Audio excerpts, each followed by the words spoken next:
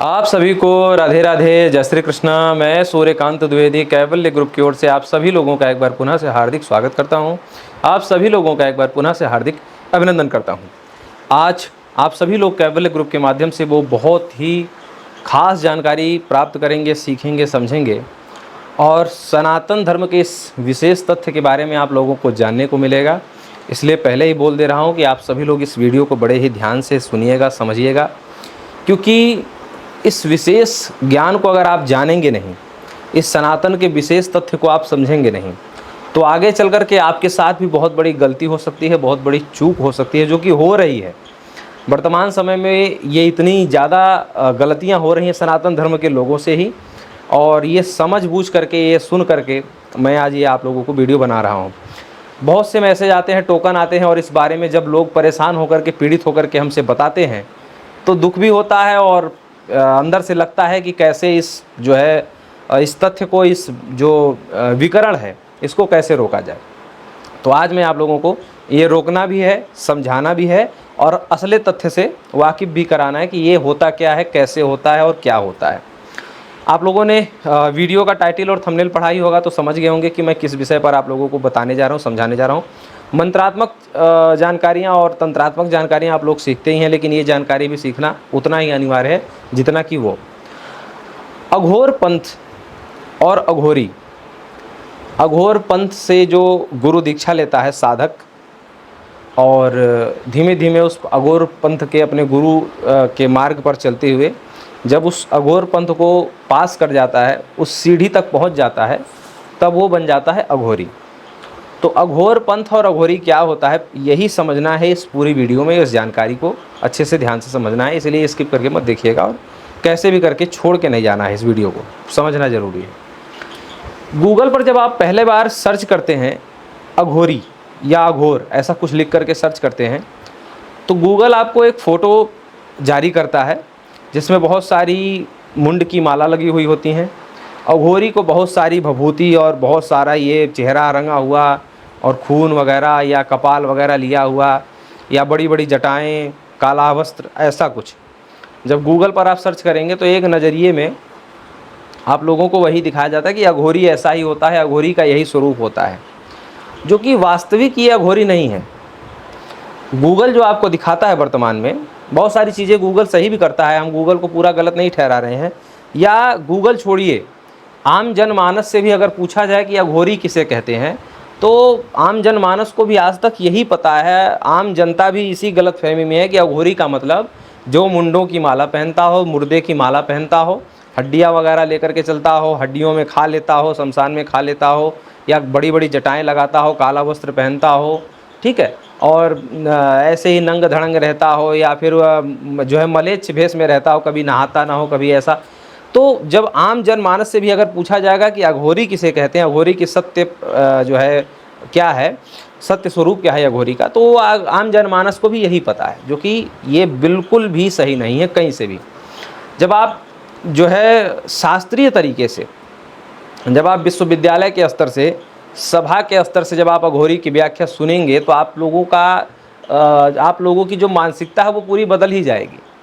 कभी आप जब सभा में अघोरी की क्या व्याख्या है वो, या वाकई जो अघोरी हैं, जैसे कि मैं अगर आप लोगों को अगर बताऊं तो भारत में वर्तमान समय में 1-2% ही असली अघोरी मिलेंगे। उसके बाद जो भी आपको दिख रहा है तो वो गूगल वाला ही स्वरूप दिख रहा है, जैसा गूगल दिखाता है वही वाले हैं। असली जो अघोरी का स्वरूप होना चाहिए वो 1-2% ही भारत में होंगे और नहीं होंगे, ठीक है। बाकी सब वो गूगल वाला ही दिख रहा होगा। आप लोग समझ सकते हैं कि मैं क्या कहना चाहता हूँ। तो अघोरी का असली स्वरूप क्या होता है, शिव के पास जाना है, किसी साधक को शिव के पास जाना है, शिव के श्री चरणों में तल्लीन होना है, ठीक है।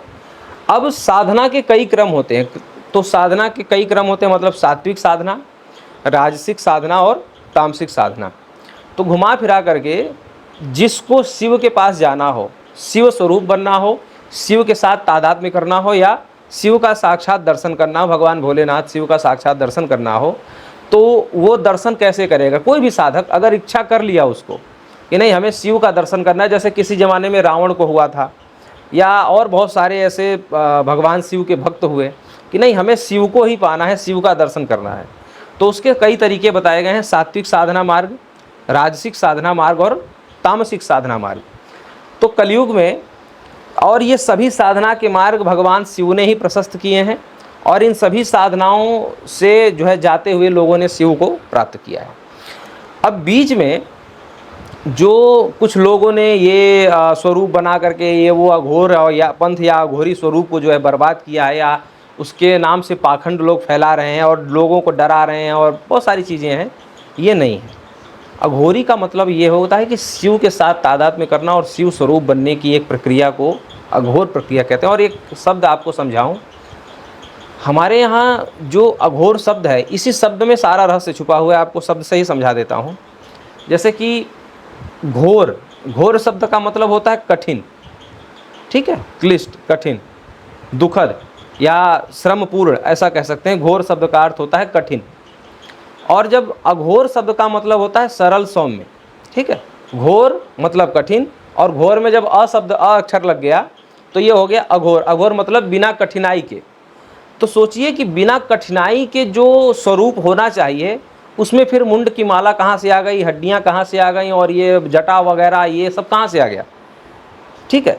तो ये अगर हो रहा है तो समझ लीजिए कि वो अभी भी घोर रूप में है, अघोर नहीं बना है। अघोर का मतलब कि वो इन सभी घोर यातनाओं से, घोर क्रियाओं से ऊपर उठ चुका है, तब ना वो अघोर बना है। जब ये घोर घोर से घोर घन घोर चीज़ें लेकर के जब कोई व्यक्ति चल रहा है, तो वो अघोर कहाँ से हो गया, या फिर वो अघोरी कहाँ से हो गया, ये बात समझिए। जब मुंड की माला लिए पड़ा है, खूब सारा आडंबर लिए पड़ा है, तब तो वो घोर यानी कि घोर यातना या घोर क्रियाओं में तो अभी चल ही रहा है ना। अघोर का मतलब है कि जो घोर से ऊपर हो गया हो, मतलब वो घोर एकदम ये कठिन कठिन चीज़ों से अब सौम्य में पहुंच गया हो, ठीक है। जैसे कि उदाहरण के तौर पर कहीं भी कोई भी व्यक्ति अगर कठिन से कठिन कार्य करता है, तो वो लास्ट में जाकर के कहीं न कहीं, जब कोई भी व्यक्ति दिन भर काम करता है, दिन भर धूप में, एक मजदूर देखे होंगे आप, तो मजदूर दिन भर धूप में थकता है, वो घोर कार्य कर रहा होता है। वो घोर कार्य किस लिए कर रहा होता है, ताकि उसको शाम को पता होता है कि शाम को हम शीतलता से आराम से इस पैसा कमाएंगे, और इस पैसे से अब हम शीतलता से जो है अघोर रूप हो जाएंगे, और सौम्यता से हम जो है अपना शांतिपूर्वक यापन कर पाएंगे। तो पहले आदमी को, पहले साधक को घोर रूप में जाना पड़ता है, घोर घोर क्रियाएं करनी पड़ती हैं, घोर साधनाएं करनी पड़ती हैं, तब जाकर के वो धीमे धीमे अघोर बन जाता है। फिर अघोर अगर हो गया या अघोरी हो गया, या अपने नाम के आगे अघोरी लगा रहा है, तो फिर अघोरी लगाने के बाद भी वो घोर रूप अगर रखा है तो फिर वो अघोरी नहीं है, ठीक है। आप हमारी बातों को समझिए। तो कहने का अभिप्राय यह है कि शिव को प्राप्त करने का एक मार्ग, तामसिक मार्ग, तंत्र मार्ग या ये अघोर मार्ग है, जो कि शिव को प्राप्त कराता है, शिव का दर्शन कराता है, उनको प्राप्त करने का एक मार्ग है। इस मार्ग से जाने में बहुत कठिनाइयाँ भी होती हैं, बहुत सारा जो है आक्रमण भी सहना होता है, बुरी बुरी आत्माओं की यातनाएं भी सहनी होती हैं। यही घोर है, यही घोर है।